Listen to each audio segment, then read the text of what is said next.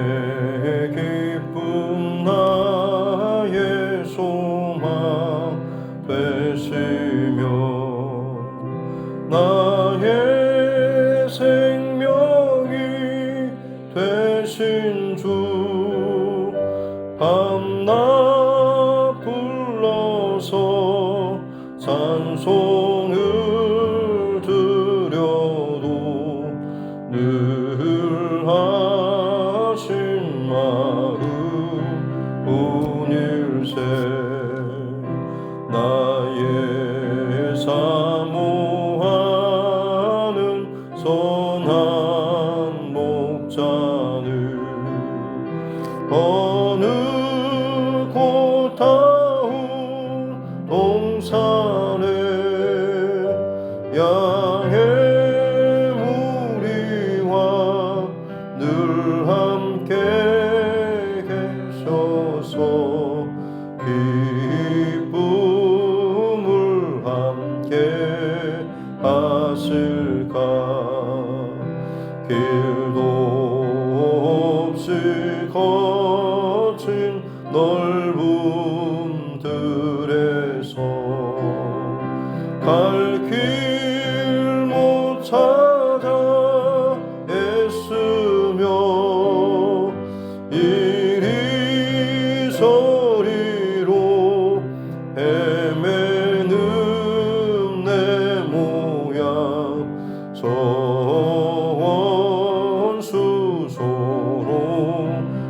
소롱하도다 주의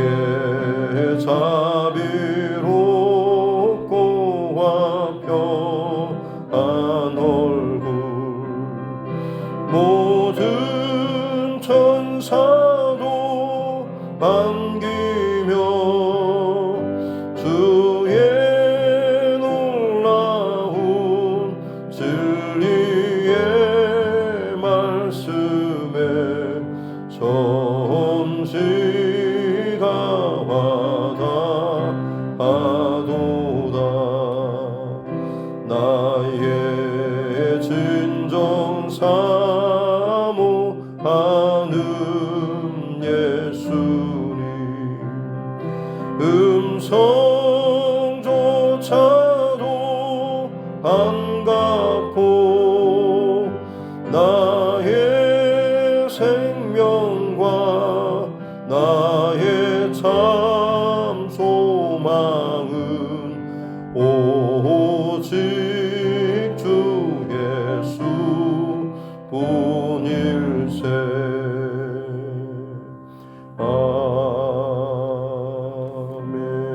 아멘. 찬송가 292장입니다. 292장 찬송을 드리겠습니다.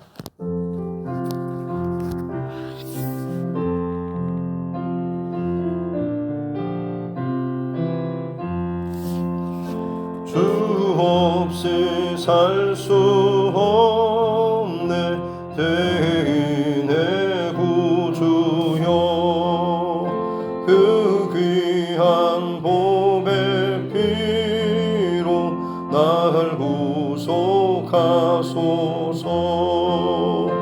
구주의 사랑으로 흘리신 보혈이 내 소망 나의 위로 내 영광 됩니다 주 없이 살 수 없네 나 혼자 못 서리 힘없고 부족하며 지혜도 없도다 내 주는 나의 생명 또 나의 힘이라 주님을 의지하여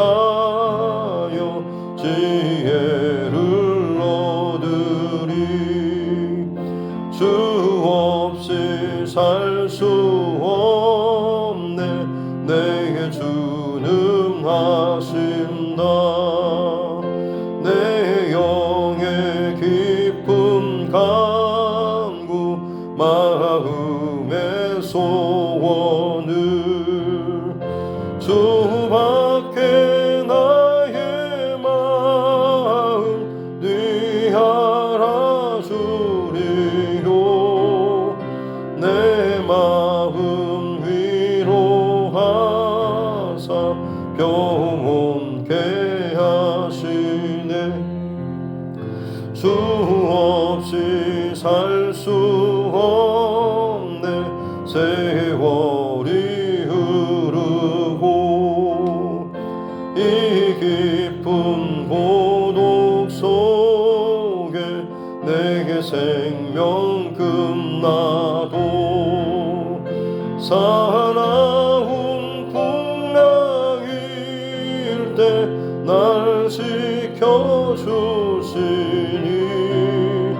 내 곁에 계신 주님 늘 힘이 됩니다.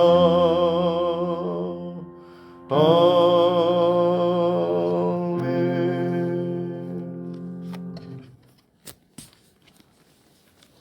하나님 말씀 열왕기하 15장입니다.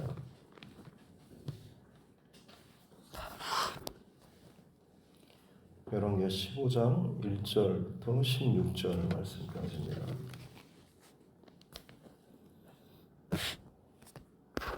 열왕기하 15장 1절부터 16절 말씀 같이 함께 합독하겠습니다. 이스라엘 왕 여로보암 제27년에 유다 왕 아마샤의 아들 아사랴가 왕이 되니 그가 왕이 될 때 나이가 16세라 예루살렘에서 52년간 다스리니라. 그의 어머니의 이름은 여골리아라 예루살렘 사람이더라. 아사랴가 그의 아버지 아마샤의 모든 행위대로 여호와 보시기에 정직히 행하였으나 오직 산당은 제거하지 아니하였으므로 백성이 여전히 그 산당에서 제사를 드리며 분향하였고 여호와께서 왕을 치셨으므로 그가 죽는 날까지 나병 환자가 되어 별궁에 거하고 왕자 요담이 왕궁을 다스리며 그 땅의 백성을 치리하였더라. 아사랴의 남은 사적과 행한 모든 일은 유다 왕 역대 지략에 기록되지 아니하였느냐. 아사랴가 그의 조상들과 함께 잠에 다윗성에 그의 조상들과 함께 장사되고 그의 아들 요담이 대신하여 왕이 되니라. 유다의 왕 아사랴의 제38년에 여로보암의 아들 스가랴가 사마리아에서 6달 동안 이스라엘을 다스리며 그의 조상들의 행위대로 여호와 보시기에 악을 행하여 이스라엘로 범죄하게 한 느밧의 아들 여로보암의 죄에서 떠나지 아니한지라. 야베스의 아들 살룸이 그를 반역하여 백성 앞에서 쳐 죽이고 대신하여 왕이 되니라. 스가랴의 남은 사적은 이스라엘 왕 역대 지략에 기록되니라. 여호와께서 예후에게 말씀하여 이르시기를 내 자손이 4대 동안 이스라엘 왕위에 있으리라 하신 그 말씀대로 과연 그렇게 되니라.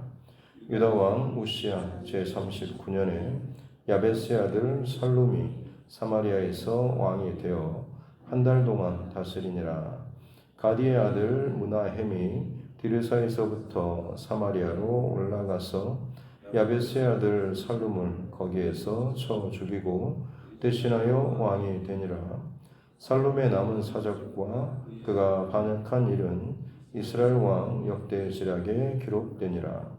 그때 므나헴이 디르사에서 와서 딥사와 그 가운데 있는 모든 사람과 그 지방을 쳤으니 이는 그들이 성문을 열지 아니하였음이라. 그러므로 그들이 그곳을 치고 그 가운데 아이벤 분열을 갈랐더라. 아멘. 가슴에 손을 얹고 함께 따라 선포하겠습니다. 하나님은 나를 사랑하십니다. 나는 그 사랑 안에 있습니다. 하나님께서 오늘 나에게 말씀하실 것입니다. 나의 마음은 하나님을 향해 열려 있습니다. 아멘. 거의 이제 열왕기 역사의 중후반전, 특히 이제 북이스라엘 같은 경우는 거의 이제 예후의 가문이 이제 마치게 되면 급격하게 쇠락하고 망하게 되는 그런 내용이 나오는데요. 오늘 그 마지막 부분 전에 어떻게 보면 남북 왕조에 있어서 가장 길게 그나마 좀 안정기가 제보되고 있는데요. 그때가 북이스라엘은 어제 나눴던 여로보암 2세 통치 시기고, 남유다에는 오늘 본문에 등장하는 바로 이 아마샤의 아들 아사랴라고 하는 이 왕이 다스릴 때입니다. 아사랴라는 사람의 이름의 뜻은 하나님이 도우신다라는 그런 뜻이고요. 이 아사랴가 우리가 알고 있는 바로 우시야 왕입니다. 같은 사람입니다. 동일 인물입니다. 그래서 오늘 13절에 보면 유다 왕 우시야 제39년에라고 나와 있죠. 이 아사랴 1절에 나오는 그 아사랴, 그다음에 13절에 우시야, 이게 동일 인물입니다. 그러니까 이름이 둘로 같이 썼던 거죠. 그래서 우시야의 이름은 하나님은 나의 피난처라는 그런 뜻이 있습니다. 아사랴는 하나님이 도우신다라는 그런 의미가 있죠. 어떻게 보면 그의 이름만큼 그의 인생의 어떤 전후반기를 나누는 듯한 그런 내용, 이름으로 생각해 볼 수가 있을 것입니다.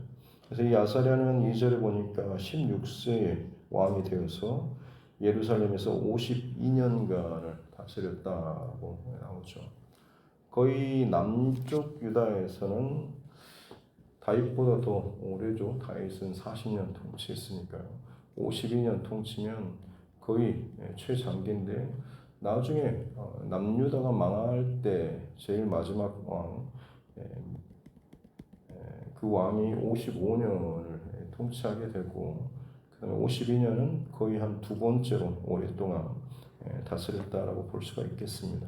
그래서 어쨌든 북이스라엘 같은 경우는 어제 여로보암 2세가 41년, 남쪽 유다는 52년, 굉장히 긴 시간 동안 남북 왕조가 좀 안정기에 접어들게 되는데, 이유인즉슨 그동안 이제 아람 왕 베나가시나 뭐 이런 왕들이 쳐들어와서 굉장히 국력이 약해졌는데, 북쪽에서 아수르라고 하는 그 세력들이 크게 일어났고, 그 아수르가 아람과 이제 전쟁을 치르는 통에 이 유다, 이스라엘, 팔레스타인 이쪽 지역에는 그나마 이제 다른 외세의 어떤 공격이나 영향력들이 약해질 때였습니다. 그래서 그 시기에 지금 어떻게 보면 북쪽은 북쪽 나름대로 번성을 누리고 남쪽도 안정기를 갖게 되는 것이죠. 그래서 그 아사랴라고 하는 이름의 뜻이 하나님이 도우신다라고 하는 것이었죠. 그래서 3절에 보면 여호와 보시기에 정직히 행하였다라고 하는 거, 하지만 산당은 제거하지 않았다라는. 5절에 보면 여호와께서 이 왕을 치셨다라고 나오고, 죽는 날까지 나병 환자가 되었다. 굉장히 좀 짧게 기록되어 있는데, 아사랴, 이 우시야 왕에 대한 역대기 26장의 말씀을 보면 하나님이 도우신다라는 그 이름의 뜻은 이 아사랴, 어떻게 보면 하나님께서 그를 정말 도우셔가지고 남유다 그 통치 시절에 블레셋과의 전쟁에서 승리하고, 그 다음에 주변에 있던 그 아람으로부터 조공을 받게 되고, 그리고 매우 강성하고 유명해져가지고 그 명성과 이름이 애국 그 주변 변방에까지 그 이름이 명성이 떨쳐지게 되었다라고 그렇게 기록이 나와 있습니다. 그리고 이 아사랴라고 하는 이 왕이 굉장히 좀 농업이나 축산업 이쪽에도 관심이 많고 해서 저수지를 많이 파고 사막이라든지 산지도 개간하고 해가지고 상당히 어떤 식량적인 측면 혹은 어떤 가축을 돌보는 일도 상당히 애를 써서 효과를 냈던, 그리고 군사적으로도 상당히 많은 그리고 강력한 군대를 모아서 그야말로 굉장히 부국강성했던 많은 것들이 그야말로 좀 다윗 시절만큼이나 단단하게 하나님께서 도우셔서 그야말로 세워주신 그런 은혜가 있었고, 더군다나 또 백성들 가운데 재주 있는 사람들, 달란트 있는 사람들을 거의 능력대로 잘 뽑고 배치하고 그들의 어떤 그런 능력을 잘 발휘할 수 있도록 지원해서 여러 가지 많은 어떤 물품이나 발명품들을 상당히 많이 일어나서 더 윤택하고 좀 편한 이런 삶을 유지하게 되었다라는 그런 기록이 나오고 있습니다. 그래서 뭐 어떻게 보면 정리해 보면 정말 모든 게 다 뭐 주변 세력과의 어떤 전쟁에서 승리하고 거기에서 조공을 받고 내적으로도 마찬가지로 먹고 사는 문제나 군사력이나 혹은 여러 가지 뭐 필요한 것들이 상당히 많이 편안하게 넘치도록 부어졌던 바로 그때였던 거죠. 그러다 보니까 성경은 크게 강성했다라고 그런 표현까지 쓰고 있습니다. 아사랴라고는 이름처럼 하나님이 그를 어떻게 보면 얼마나 참 많이 도와주셨는가라고 하는 것을 볼 수가 있죠. 근데 문제는 그가 크게 강성한 후에 교만했다라고 하는 것이죠. 앞서서 그의 아버지였던 이 아마샤도 마찬가지로 승리하고 또 잘 되고 할 때는 괜찮았는데 또 교만해서 결국에는 넘어지고 또 자기의 아버지가 그렇게 신하들에 의해서 죽임당했는데 이 아마샤도 그렇게 또 신하들에 의해서 신복들에 의해서 죽임을 당했죠. 근데 이제 그 아들인 이 아사랴도 마찬가지로 꼭 비슷한 하나님께서 은혜를 부어주셔서 그야말로 높은 자리 혹은 명성을 크게 얻었는데 그가 교만했다라고 하는 것이죠. 그래서 어떻게 보면 그가 했던 일이 뭐냐면 성전에 들어가서 분향하는 일을 본인이 하겠다라고 이제 나섰던 거죠. 성전 관련된 특히나 분향이나 제사는 제사장들에게 하나님께서 고유의 영역으로 특별한 영역으로 그렇게 하나님께서 정해주신 분명한 선이 있었던 것이죠. 그럼에도 불구하고 이 왕이 내가 이만큼의 거칠 것이 없을 만큼 모든 것이 내가 다 잘 되고 잘 풀리고 승리한다라고 하는 거죠. 그래서 내가 하지 못할 게 뭐가 있겠냐라고 해서 그 제사장이 해야 할 그 일, 하나님께서 그거는 어떻게 보면 선이라고 할 수가 있겠죠. 그것까지 넘어서서 분향하는 그 분향단을 잡고 거기에서 이제 향을 피우고 올려드리려고 했던 거죠. 당연히 제사장들이 왕이시여 그렇게 하면 안 됩니다라고 막았습니다만 역대기에 보면 그런 기록이 있습니다. 그 왕이 화를 냈다라고 크게 호통을 치고 어떻게 보면 우리 안에 나오는 어떤 분노, 좋지 않는 감정들 이것들을 하나님 앞에서 그대로 가감없이 쏟아넣는 이것이 얼마나 참 무서운가라고 하는 것을 또 보여주기도 하는 것이죠. 물론 그가 거기서 멈추라고 하는 제사장들의 어떤 하나님의 경고의 마지막 사인이었기도 했죠. 그럼에도 불구하고 거기에서 자기 감정을 드러내고 자기 기분대로 그야말로 그것을 화를 쏟아냈을 때 그 자리에서 그에게 나병이 나타나기 시작해가지고 결국에는 끌려 나오다시피 나와서 그 뒤로는 이제 별궁에 갇혀서 지냈다고 나오죠. 그래서 어떻게 보면 52년의 통치 기간이지만 이 기간은 그에게 있어서는 그가 오롯이 왕좌에 앉아서 통치하는 시간이기보다는 나병에 걸리고 나서는 별궁이라고 하는 곳에 머물고 그의 아들 요담이 통치하게 되는 거죠. 근데 이스라엘이 성경의 기록들은 아버지가 살아 있으면 그 기록들은 그 아버지의 것으로 기록이 됩니다. 아버지와 아들이 같이 있게 되면 아들이 주로 역할을 감당해도 아버지 때의 어떤 업적이나 기록으로 넘어가게 되는 거죠. 아브라함이 하나님의 부르심을 받고 본토 친척 아비 집을 떠나서 하나님을 가게 될 때 그때 그 과정도 마찬가지로 아버지와 또 그 조카 롯을 데리고 가지 않습니까? 그때의 기록들을 보면 아브라함이 분명히 말씀을 받고 움직이지만 아버지 그 데라가 그것을 이동하고 움직이는 듯한 그런 기록들로 남아 있는 것이죠.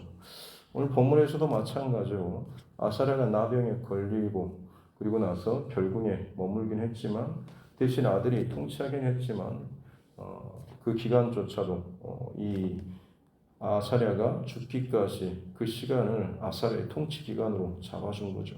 그래서 어찌 보면 52년은 오롯이 아사랴의 통치 기간이라기보다는 그 안에는 아들이 대신 통치하는 그 기간까지 포함되어 있다고 볼 수가 있는 것이죠. 그나마 감사한 것은 나병에 걸리긴 했지만 즉시 하나님의 심판으로 죽임을 당하지는 않았다라고 하는 거죠. 물론 저주의 상징인 나병에 걸리긴 했지만 그 시간에서 자신의 몸이 형체가 문드러지고 변형되는 떨어져 나아가는 그런 어떤 모습으로 그 남은 시간을 지나야 했긴 했지만 그 시간이 어떻게 보면 그의 영혼에게 있어서는 다시 한번 하나님 앞에 회개할 수 있는 시간이지 않을까 싶습니다. 그래서 우시아라고 하는 그 이름의 뜻이 하나님 나의 피난처라는 그런 뜻이죠. 앞서 아사랴는 하나님이 나를 도우신다라는, 물론 두 개를 같이 병행해서 쓸 수도 있겠지만 아마 그에게 일어나는 전후 사건으로 봤을 때 이런 아사랴, 우시아라는 이름으로 그에게 일어난 사건들을 좀 적용해서 이름을 해석해 보면 좋지 않을까 싶습니다. 어찌됐든 크게 강성하고 부유하고 명성이 떨쳤는데 그것에 대해서 감사하고 또 그 은혜에 대해서 유지하고 그것을 더 많이 흘려보내는 이 일을 하는 게 사실 왕이 해야 될 일이었음에도 불구하고 또 다른 자기가 하지 못할 것들에 대해서 하려고 하고 그 선을 넘고 또 그것을 제지하거나 어떤 나무랐을 때 오히려 더 화를 내고 감정적으로 크게 소리치고 하는 이런 모습들이 결국엔 스스로 망하고 죽는 그 길로 가는 모습을 볼 수가 있는 것이죠. 뒤에 이어지는 이제 8절부터의 내용은 북이스라엘에 대한 기록들이 나와 있는데요.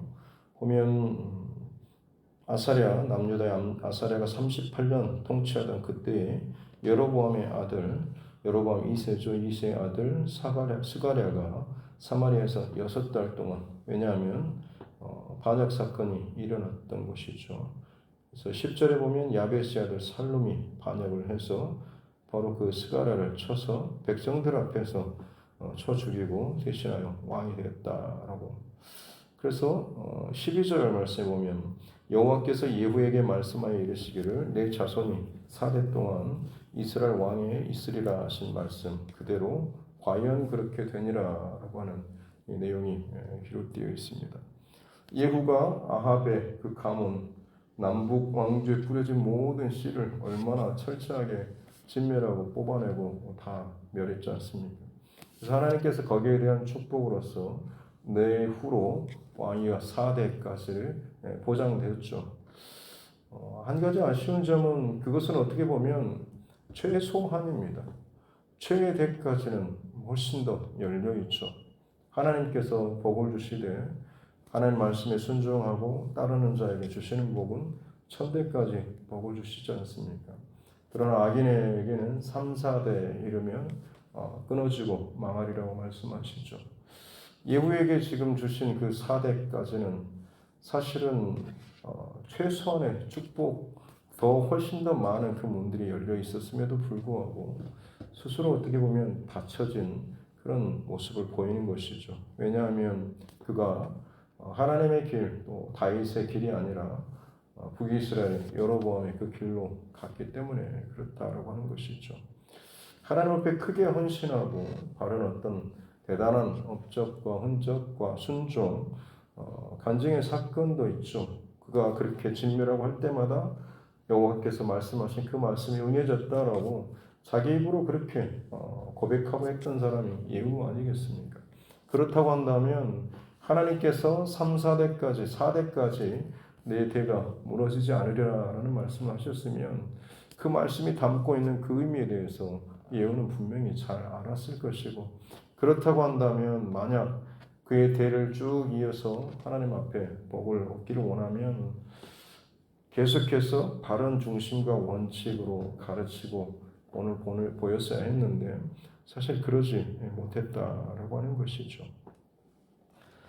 바라기는 저와 여러분 언제나 하나님 앞에 바른 길과 중심과 마음 이것을 가지고 늘 지켜나가는 것이 사실은 어려우면서도 그게 얼마나 참 귀하고 복된 축복의 길인가라고 하는 것을 다시 한번 또 보여주는 것이고 사람의 끊임없이 왕이 혹은 왕조가 바뀌는 혼란스러운 시대입니다. 그럼에도 불구하고 여전히 변치 않게 기록되고 있는 것은 뭐냐면 여호와의 말씀하신 대로 그것이 응해지고 이루어졌다라는 기록이 계속해서 나오고 있다고 하는 것이죠. 열왕기서를 관통하는 크게 사람이 써내려가는 인간의 역사가 있는가 하면 하나님께서 기록해 가시는 하나님의 역사의 흔적이 있는 것이죠. 하나님의 역사의 흔적은 다른 것이 아니라 하나님의 말씀의 흔적이라고 볼 수가 있겠습니다. 그 때에 그가 하나님이 정하신 길로 가지 않았다고 하면 결국에는 망하고 죽는 것이지만 하나님 정하신 길로 그가 걸어갔을 때 풍성하고 복을 받고 그 다음 때까지 또 좋은 그 흐름이 흘러가는 것을 보여주는 것이고 하나님께서 정하신 그 약속의 말씀이 이루어지거나 혹은 그가 거기에서 벗어나서 죄를 당하거나 심판을 어려움을 당하는 그런 일들이 끊임없이 이제 기록이 되어 있는 것이죠. 그렇게 이제 이후에 4대까지 자식이 죽고 그 왕조도 이제 끝이 나고 그 다음에 지금 반역 사건이 일어나고 또 반역이 또 일어나죠. 13절에 보면 우시야 제 39년 아까 아사랴의 39년이라고 같은 말이겠죠. 야베스의 아들 살룸이 사마리아에서 한 달 동안 반역을 해서 자기가 왕이 됐다고 했는데 또 다른 사람이 또 반역을 한 것이죠. 14절에 가디 아들 무나헴이 디르사는 북이스라엘의 수도가 사마리아로 바뀌었죠. 근데 그 전에 수도가 디르사였던 것이죠.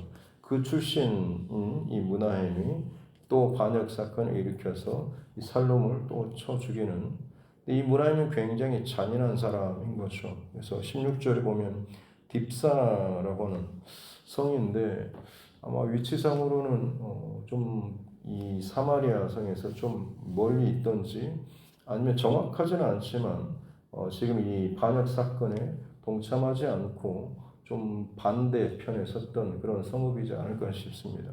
그래서 거기에 대해서 지금 이 무나헴이 그 성읍을 쳐서 그 안에 있는 아이벤 부녀의 그 배를 갈랐다라는 이방인들도 잘 하지 않는 아주 잔혹한 그 행위를 지금 이 무나헴이 하고 있는 것이죠.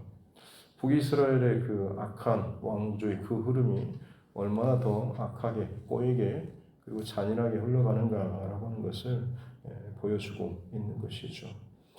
오늘 말씀을 통해서 결론으로 삼고자 하는 것은 앞서 그 아사랴 우시야 왕의 모습이죠. 결국에는 망하는 가장 그 시작점 그리고 결론도 결국엔 교만이죠. 내가 정말 낮은 자리에 혹은 있을 때 겸손하게 성실하게 그렇게 잘 이것들을 감당하고 하다가도 뭔가 좀 세워지고 인정받는 그 자리에 세워지게 되면 나도 모르게 그 자리에서 참 거만해지고 목에 힘이 들어가고 이전에 했던 일들, 즐겁게 감당했던 일들을 굳이 내가 이제는 그런 것까지 해야 되나 싶은 그런 마음이 들게 되면 사실 스스로 깨달아야 됩니다. 내 안에 지금 벌써 교만이 들어왔구나라는 생각인 것이죠. 특별히 교회 안에서 직분이라고 하는 것 잘 아시겠지만 이 주님의 몸된 교회를 세워갈 수 있도록 하나님께서 세워주신 일꾼의 개념 아니겠습니까? 내게 맡겨주신 그 직분은 결국 그만큼의 하나님의 마음을 더 잘 알고 더 건강하게 또 섬기는 이런 중심을 잃어버리지 않도록 그것을 잘 감당하게 될 때에 훨씬 더 많은 은혜와 복을 주시겠다라는 그런 하나님의 축복의 어떻게 보면 통로라고도 할 수가 있는 것이죠. 알게 모르게 우리 안에 다들 암암리에 아시겠지만 이것들이 어떤 질서나 어떤 그런 위계 질서처럼 그렇게 돼버린 감이 없지 않아 있습니다만 성경적인 원칙은 결코 그렇지 않죠. 누구든지 다 마찬가지로 더 많이 섬기고 더 많이 잠잠하고 더 많이 교회를 세우는 이 일에 내 어떤 것들을 드러내고 뭘 받는 것이 아니고 더 헌신하고 드려지는 이 중심이 있어야 되는 것이죠. 아사야에게 하나님께서 얼마나 많은 것을 부어주셨습니까? 근데 어떻게 보면 그는 그 부어주신 그걸 가지고 다른 것이 아니라 더 많은 것들, 더 자기를 드러내고 더 자기가 이 정도도 내가 왜 못하냐라는 그런 생각을 가지고 넘지 말아야 될 그 선까지 넘는 그런 모습을 보이고 순식간에 자기를 부어주셨던 그 복이 완전히 다 깨져버리는 그런 모습을 보게 되죠. 부어주신 복, 그것을 깨뜨려버리는 부족한 연약한 그릇이 아니고 하나님이 아무리 부어주셔도 터지지 않을 겸손한 그릇을 갖는 우리 모두가 되었으면 좋겠습니다. 다윗이라고 하는 인물이 늘 생각나는 것은 그는 평생토록 하나님께서 부어주신 그 복과 은혜에 대해서 내가 이 정도야 라고 하는 자기를 드러낸 것보다는 항상 다윗은 하나님 앞에서 그 목동과 같은 처음에 그 자리를 자신의 본질 이것을 잊지 않았다라고 하는 거죠. 바울 사도도 마찬가지로 그처럼 대단한 사람으로 인정받고 세움받고 또 전도자로 그렇게 살았지만 결국 그가 끝까지 성실하게 귀하게 쓰임받을 수 있었던 이유는 나는 날마다 죽노라라고 하는 나는 죄인 중에 괴수라라고 하는 옆에 사람들이 아무리 정말 대단하신 분이십니다 라고 해도 자기 안에서는 끊임없이 나는 하나님 앞에 연약한 자라는 자신의 처음 그 자리를 잃어버리지 않았기 때문에 시간이 바뀌고 상황이 바뀌고 어떠하다고 할지라도 그는 끝까지 다윗도 마찬가지로 부패하거나 혹은 찢어지지 않고 겸손하게 하나님의 복에 합당한 그 길을 걸어갈 수 있었다라고 하는 것이죠. 그러고 보면 선악과 사건이나 바벨탑 그리고 소돔과 고모라 이런 모든 죄악의 역사, 이 흐름 이것은 결국에는 내 안에 선을 넘는 인간의 그 교만함에 대한 그런 역사이지 않겠습니까? 하나님께서 우리에게 부어주신 그 복은 사실 우리가 마음껏 누리고 우리가 즐기고 행복하고 편안하게 살기를 원하게 하시는 것이 하나님의 첫 의도 아니겠습니까? 에덴 동산 천지 만물을 창조하신 것도 결국에는 우리가 그만큼 하나님과 연합하고 하나님과 함께 살기를 원하시는 교제하기를 원하고 예배하기를 원하시는 깊은 사귐을 원하시는 것이 하나님의 마음인 것이죠. 지금도 하나님의 그 대원칙은 변하지 않습니다. 누가 건강한 신앙입니까? 누가 정말 존경받을 신앙입니까? 누가 정말 끝까지 그 이름이 잊혀지지 않을 만큼의 대단한 사람입니다. 뭔가 좀 힘주고 돈 갖고 명성 있고 지혜 있는 사람이 아니라 하나님 앞에서 교만하지 않고 자신의 그 중심을 잃어버리지 않고 늘 겸손하게 하나님 앞에 살아가는 사람, 은혜에 합당하게 내 삶을 그것을 이어가는 그런 사람이지 않겠습니까? 바라기는 오늘 이 하루도 하나님 앞에 겸손하게 생각뿐만 아니라 말뿐만 아니라 우리 삶으로 내가 혹시 지금 예정에 비해서 뭔가 좀 달라졌다. 그 달라진 게 좋은 쪽으로 달라진 게 아니라 뭔가 좀 안 좋은 쪽으로 변해졌다 싶으면 다른 내 주변의 환경 말고 물론 거기에도 문제가 있겠지만 내 자신과 하나님과의 그 관계 그리고 내 스스로 처음 나의 예전에 그렇게 좋은 시절에 바른 시절의 그 내 모습과도 다시 한번 돌아보고 점검하고 뭔가 좀 나쁘게 변했다라고 싶으면 다시금 돌이켜야죠. 변해버렸는데 라고 그냥 포기해버리는 것은 결코 하나님 기뻐하시는 것은 아닙니다. 나병 환자에 나병에 걸렸지만 그 시간 동안의 고통의 시간이지만 그는 자신의 삶을 되씹고 하면서 분명히 정신을 차렸을 것이고 그 남은 시간 동안 아들을 대리하여 통치하긴 했지만 분명히 어긋나지 않는 그 길로 가도록 애쓰는 자로 살았을 것입니다. 물론 징계받지 않는 게 가장 최고이지만 깨달았다고 한다면 다시금 돌이키고 다시금 그 자리를 찾고 그 중심을 지키고 살아가는 것이 우리의 진정한 복이다라는 사실을 기억하시면서 오늘 이 하루도 하나님 내 안의 중심을 다시 한번 돌이키고 점검하며 하나님의 길 그리고 내 인생에 지금 걸어왔던 믿음의 여정 가운데 혹시나 지금의 내 지점이 이전보다 더 뒤로 물러서거나 혹은 앞장 넘어서거나 하는 이런 어떤 하나님 앞에 좋지 않는 그런 모습들이 있다고 한다면 다시 한번 하나님의 말씀 앞에 하나님 뜻 앞에 정렬하는 이 하루 또 이 새벽 될 수 있도록 해달라고 같이 함께 기도하겠습니다. 하나님 아버지 감사합니다.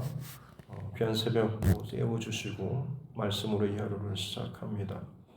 여러분들의 이야기 속에서 하나님의 마음과 말씀을 잘 듣게 하여 주옵소서.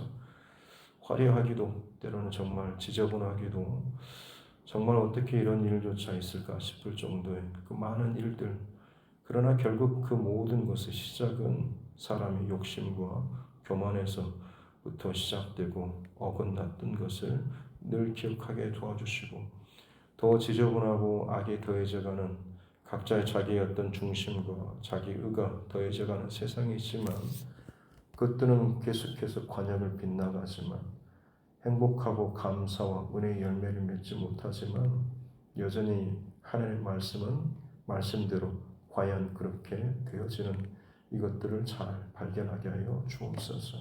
오늘 시대 가운데도 하나님의 원칙과 마음과 기준 늘 잊지 않도록 도와주시고 기도할 때마다 다른 누구에게도 방해받지 않고 내 스스로 정직하고 진실하게 하나님 앞에 말씀의 기준 앞에 나는 어떻게 서 있는지 말씀의 거울 앞에 비추게 하여 주시고 이전에 내가 정말 순전하게 순수하게 하나님 앞에 기뻐하던 그 시절 혹시나 내가 그 지점에서도 또 멀어지지 않았는지도 다시 한번 늘 점검할 수 있는 또 회개하며 다시 한번 돌이킬 수 있는 그래서 끝까지 하나님 앞에 귀하게 쓰임받는 우리 모두가 되게 하여 주옵소서.